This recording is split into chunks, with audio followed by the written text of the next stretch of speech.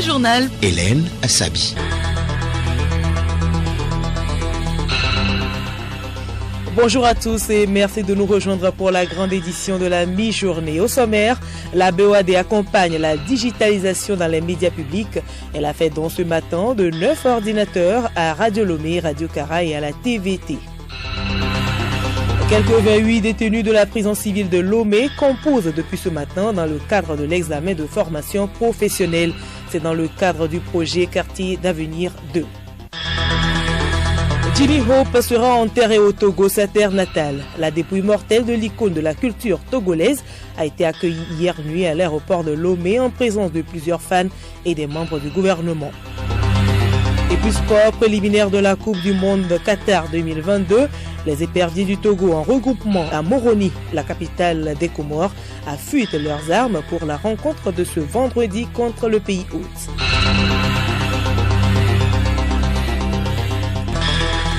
radiolomé.tg. Mesdames et messieurs, une fois encore, soyez les bienvenus. Ouverture hier à l'Assemblée nationale de la deuxième session ordinaire de l'année 2019. Dans l'agenda de cette session, il est essentiellement question de l'examen et de l'adoption du projet de loi de finances exercice 2020. Madame Yawadji Gbodi-Tchegon, présidente de l'Assemblée nationale. Au titre des avancées démocratiques, nous pouvons noter la tenue réussie des élections locales qui va très certainement enregistrer sous peu l'installation des conseillers municipaux. C'est le lieu de saluer tous les acteurs de cette opération et particulièrement le comité de suivi de la décentralisation pour le travail remarquable qui a été accompli. Tout ceci a été possible grâce à la politique d'ouverture de son Excellence Monsieur le Président de la République, chef de l'État, dans sa perspective d'inviter toutes les populations, nos couches les plus vulnérables, toutes les composantes de notre société à participer à la consolidation de la démocratie dans notre pays. Outre certains textes dont l'importance et l'urgence sont établis, cette session sera essentiellement consacrée à l'examen et à l'adoption du projet de loi de finances exercice 2020. Cette deuxième session ordinaire s'ouvre dans un esprit nouveau de modernisation de la politique parlementaire consacrée par la révision constitutionnelle du 15 mai 2019. Selon la présidente de l'hémicycle, l'Assemblée nationale encourage l'exécutif donc à faire plus d'ouverture sur le secteur privé. On constate qu'en valeur absolue, notre pays occupe parmi les États réformateurs la deuxième place en Afrique et la 8e dans le monde en matière de gouvernement. D'une manière générale, le produit intérieur brut, PIB, et les recettes intérieures connaissent une tendance progressive avec un taux de croissance appréciable. Dans cette perspective, le gouvernement devra donc poursuivre la politique de rigueur, d'amélioration d'un climat des affaires plus incitatif aux investissements privés. Nous encourageons donc l'exécutif à s'ouvrir au secteur privé et à la société civile pour mobiliser beaucoup plus de recettes publiques afin de doter l'État de ressources intérieures suffisantes et nécessaires aux besoins de financement de notre plan national de développement PND 2018-2022. L'ouverture de la deuxième session ordinaire de l'année a été précédée du lancement de la version française du livre « Construisons une communauté de destin pour l'humanité » du président chinois Xi Jinping et d'une audience accordée à une délégation du Parti communiste chinois. Le chef du gouvernement, Komisilom Klasu, a assisté aux 3 activités. Le partenariat entre la Banque ouest-africaine de développement BOAD et les médias publics est au beau fixe. La BOAD accompagne le processus de digitalisation de ses organes publics. Elle vient de faire don de 9 ordinateurs à Radio Lomé, Radio Kara et à la TVT. Ce lot de matériel informatique a été réceptionné ce matin au siège de l'institution à Lomé. Amara Moussa. Élargi à Radio Kara et à la télévision togolaise, ce don est une réponse favorable du président de la Banque ouest-africaine de développement, BOAD, à la sollicitation du directeur de Radio Lomé. En effet, la BOAD reconnaît aux médias publics des canaux de relais de ses activités depuis plus de 45 ans. Ce premier geste est non seulement un signe de reconnaissance, mais aussi un renforcement de plus de 4 décennies de partenariat. Serge André Philippe Bois, directeur de communication, marketing et relations publiques à la BOAD. C'est à l'occasion d'une rencontre dans le cadre d'une cérémonie de la Hague que le directeur a soumis cette doléance de pouvoir bénéficier de la BOAD d'une dotation en équipement informatique. Il n'a pas seulement demandé pour son support à lui, mais il a demandé pour l'ensemble des supports des organes publics. Et le président de la BOAD a répondu favorablement à cette requête et c'est ainsi que nous avons fait cette première dotation. Le directeur de Radio Lomé, Takuda John Abalo, a au nom du ministre de la Communication exprimé sa reconnaissance à la BOAD pour ce matériel qui vient booster le processus de digitalisation dans les médias publics. Takuda John Abalo, qui avait à ses côtés son collègue de la TVT, Epé Doche, a rassuré le donateur que le matériel informatique va contribuer à l'amélioration des prestations des organes bénéficiaires. Nous tenons à remercier vivement la BOAD pour sa disponibilité à nous accompagner par rapport à la digitalisation de nos organes. On a demandé, mais on ne s'attendait pas à avoir ce nombre qu'on a eu, ce qui nous réjouit et nous nous disons que merci à la BOAD. Nous attendons encore davantage, peut-être pas avec la BOAD mais avec les autres institutions, pourquoi pas toujours avec la BOAD également. Les organes publics, notamment l'agence togolaise de presse et le quotidien national Togo Presse, ne sont pas oubliés. Ils auront leur part de matériel dans un proche avenir, a laissé entendre le commissaire de la BOAD à la cérémonie de remise de matériel informatique. Merci à vous, Amara Moussa. La réinsertion des ex-détenus dans la vie active est désormais effective au Togo. Les prisonniers en formation professionnelle sont en examen pour l'obtention de leur certificat de fin d'apprentissage. Les autorités pénitentiaires ont effectué une visite pour constater le bon déroulement des épreuves. C'était au centre d'écrit de la prison civile de Lomé. Reportage Yakoubou Ahabou, Edmond Soba. Ils sont 28 candidats à composer dans la couture, la coiffure hommes et dames, coiffure et tresse modèle. Cet examen de 3 jours va permettre aux admis et futurs ex-détenus d'exercer une activité à la sortie des prisons. Écoutons quelques candidats. Je suis en détention ici il y a 18 mois. J'ai commencé à apprendre la coiffure il y a au moins 1 an. Si j'étais au dehors, je ne pouvais pas apprendre ça. Je rends grâce à Dieu que, au moins ici, mon temps que j'ai passé en détention m'a appris à faire quelque chose. Avec mon attestation et mon diplôme, je ferai la coiffure quand je serai en liberté. Je suis fier déjà de l'examen que je passe. D'abord, je remercie ceux qui ont passé à nous dans cette prison ici. Dès que je sors d'ici, il y a beaucoup qui m'ont promis de m'aider à installer mon atelier. I have many people that have promised me that if I get out of the prison, they will assist me. Cet examen s'inscrit dans le cadre du projet Quartier d'avenir 2 de Handicap International. Philippe Alolé Amouzou, chef projet.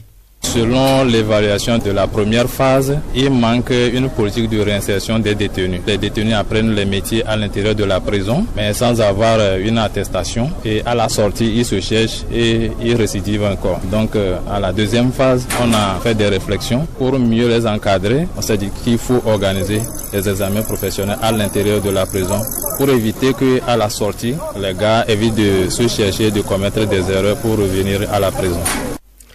Quartier d'avenir 2 vient donc renforcer le mécanisme de réinsertion des détenus prévu par le gouvernement. Idrissou Akibou, directeur de l'administration pénitentiaire et de la réinsertion. L'objectif de l'État, c'est que toutes les personnes qui sont en détention et qui manifestent le désir d'apprendre un métier dans leur lieu de détention puissent le faire de façon aisée. Et c'est dans cette politique-là que nous avons pu obtenir l'examen de ce jour. Donc tout ceci, c'est pour arriver au fait qu'il n'y ait plus de récidive lorsque les détenus finissent leur peine. L'actualité ce mercredi est aussi marquée par une rencontre des opérateurs économiques et des jeunes entrepreneurs dénommé Salon Ferrine qui va se tenir les 10 et 11 octobre prochains au Palais des Congrès de Lomé. En vue de sensibiliser et mobiliser les acteurs sur l'importance et les objectifs de ce salon, une séance d'information a été initiée ce mercredi par les promoteurs de l'événement Aruna Mola. La séance d'information a porté sur le concept de salon Faire-In, 7 tenants et aboutissants. Concrètement, il s'agit d'un rendez-vous annuel des entreprises, investisseurs, représentants des administrations publiques, opérateurs économiques, bref, les divers acteurs clés du développement. Il s'agit également de mettre l'accent sur les opportunités que peut offrir le salon et les résultats attendus. Ce salon est initié par l'association Terreau Fertile, dont la présidente est Donko Biléo. Le salon Faire-In, une plateforme qu'on veut au fait mettre en place pour permettre un cadre d'échange, d'innovation à tous les acteurs partenaires du développement afin qu'ils puissent trouver dans ce salon toute matière qui pourra permettre d'impulser une certaine dynamique à l'économie et à la croissance économique au Togo. Et je pense que tout un chacun d'entre nous, nous avons notre responsabilité et notre rôle à jouer là-dedans. Le salon va se tenir en partenariat avec la Chambre de commerce et d'industrie du Togo, CCIT. Pour son président, Germain Meba, c'est une opportunité qui s'inscrit dans le programme quinquennal qu'est le Plan national de développement PND 2018-2022. L'objectif au niveau de ce salon, c'est de faire du Togo un hub d'investissement, ce qui veut dire que ça répond parfaitement au plan national de développement impulsé par le chef de l'État qui voudrait que dans les années 2022, qu'on soit un pays assez dynamique et à travers ces 3 axes. Donc pour nous, à la Chambre de commerce et d'industrie du Togo, nous sommes beaucoup plus facilitateurs. Cette première édition du salon verra également la tenue d'un concours de projets. Les candidatures bouclées fin août dernier ont enregistré 200 projets. Les 10 dossiers présélectionnés vont passer les demi-finales et finales les 10 et 11 octobre prochains au Palais des Congrès de Lomé. Aruna Mola reste avec nous pour nous faire part de ce communiqué du ministère de la Sécurité et de la Protection civile. Les mois de septembre et d'octobre enregistrent des pluies diluviennes dans la partie septentrionale du Togo, entraînant l'arrivée de gros débits d'eau dans le réservoir du barrage hydroélectrique de Nangweto par le fleuve Mono. Les situations du trop-plein du réservoir pourraient dès lors occasionner des déversements inopinés. L'effet conjugué de ces déversements et des pluies diluviennes de la petite saison pluvieuse qui vient de démarrer dans la partie méridionale pourrait entraîner des inondations dans les localités riveraines en aval du fleuve. Afin de minimiser l'impact des inondations et ses corollaires sur les populations exposées, le ministre de la Sécurité et de la Protection civile invite tous les acteurs des plateformes nationales, régionales et locales de réduction des risques de catastrophes impliqués dans l'animation du système national de prévention et d'alerte précoce à une surveillance et une veille permanente. Il exhorte par ailleurs l'ensemble de la population, notamment celle des zones à risque d'inondation, ainsi que les usagers du fleuve Mono, au sens de responsabilité, à la prudence et à la vigilance, fait à Lomé le 4 septembre 2019 le ministre général de brigade Damham Yark. Et nous poursuivons avec notre communiqué. Celui-ci émane de la commission technique de gestion et de suivi de l'aide de l'État à la presse.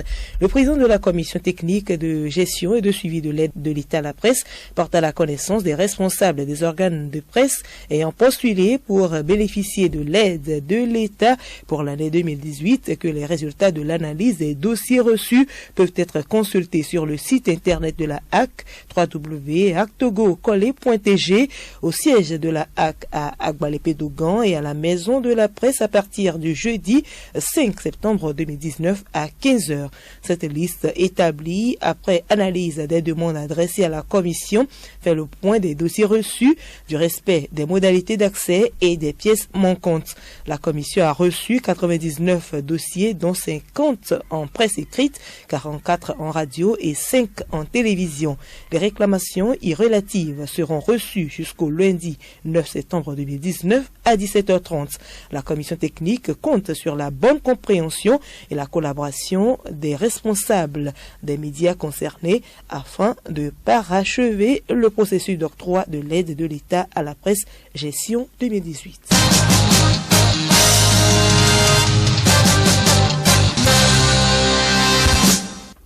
Près d'un mois après son décès, la dépouille mortelle de Jimmy Hope est enfin au Togo.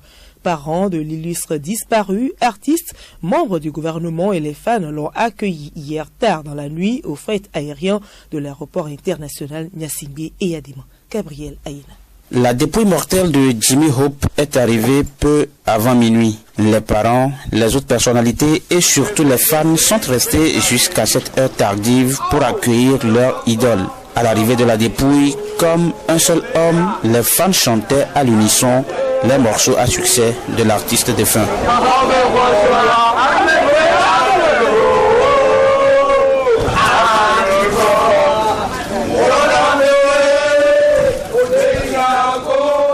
C'est de cette façon, disent-ils, qu'ils peuvent rendre un dernier hommage à leur héros qui a un immense talent, Jimmy Hope étant à la fois artiste, musicien, sculpteur et plasticien. Un talent hors pair que lui reconnaît le gouvernement qui a été fortement représenté.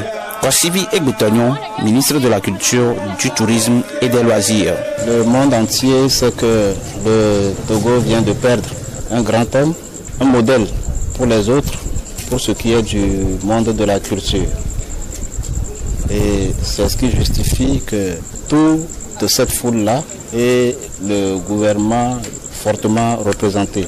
C'est un grand homme que le pays vient de perdre.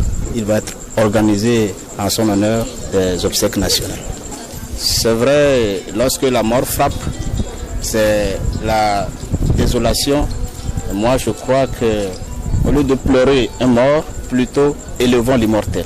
Outre le ministre en charge de la culture, l'on notait la présence des ministres Foli Baji Katari de la communication, Moustapha Midiawa en charge de la santé et le directeur de cabinet de la primature, Pré Simfaïtiou. Pour rappel, Jimmy Hope s'est éteint la nuit du 4 au 5 août dernier des suites d'une maladie. La date de ses obsèques et de son inhumation sera communiquée ultérieurement.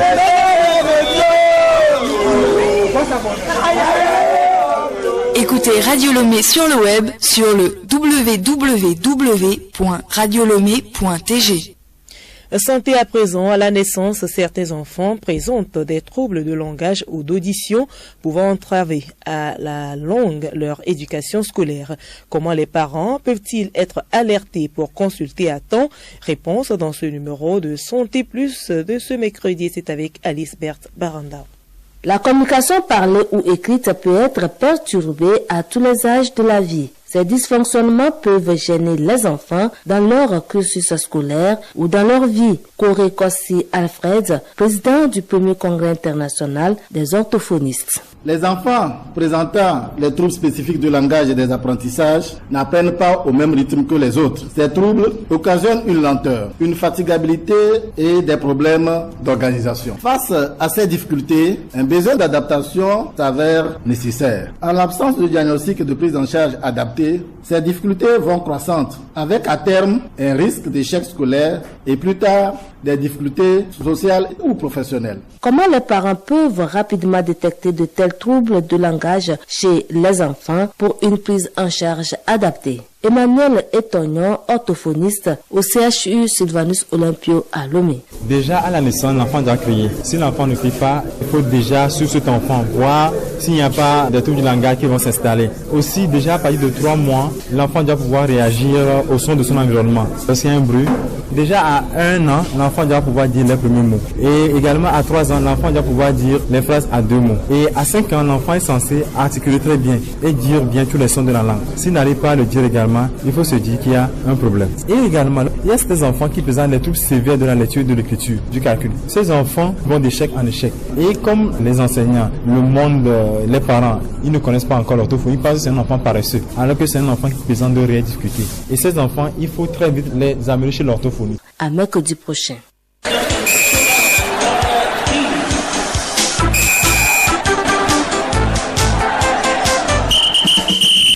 Sport, les éperviers du Togo sont depuis ce week-end en regroupement à Moroni où ils affrontent les Comores dans le cadre des préliminaires de la Coupe du Monde Qatar 2020. Henri Ochocho.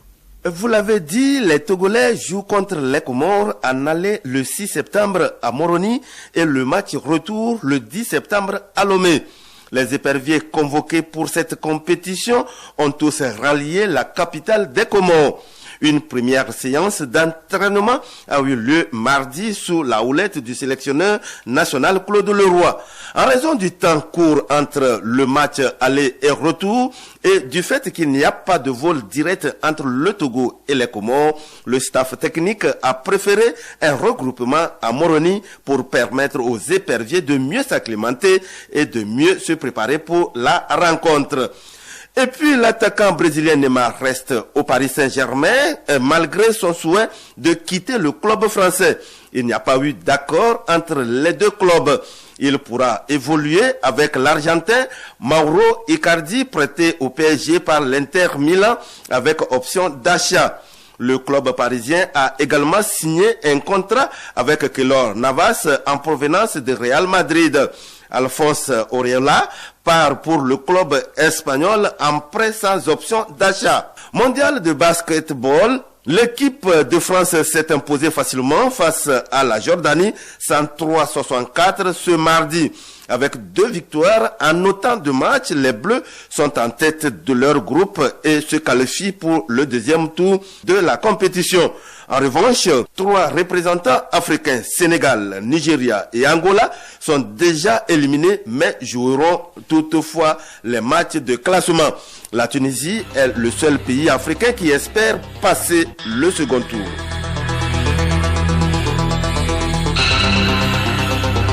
Et voilà, c'est sur cette note de sport que nous clôturons ce journal. Mais avant de nous quitter, voici le rappel des titres. La BOAD accompagne la digitalisation dans les médias publics. Elle a fait don ce matin de 9 ordinateurs à Radio Lomé, Radio Kara et à la TVT. Quelques 28 détenus de la prison civile de Lomé composent depuis ce matin dans le cadre de l'examen de formation professionnelle. C'est dans le cadre du projet Quartier d'avenir 2.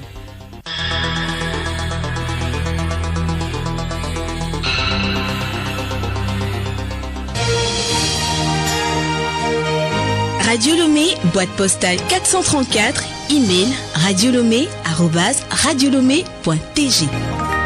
radiolomé.tg